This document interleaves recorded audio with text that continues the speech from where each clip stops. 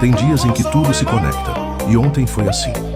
A gente teve o privilégio de captar o som direto dessa gravação linda com Ikini, uma produção feita com alma pela Soso. Entre desafios e soluções, o foco sempre foi o mesmo: registrar com verdade o que estava acontecendo ali. O áudio ficou incrível, porque a entrega foi real, e isso transparece. O som carrega sentimentos, e a gente captou isso com o coração. A gente não só grava, a gente sente. Esse é o som da Audio Pro.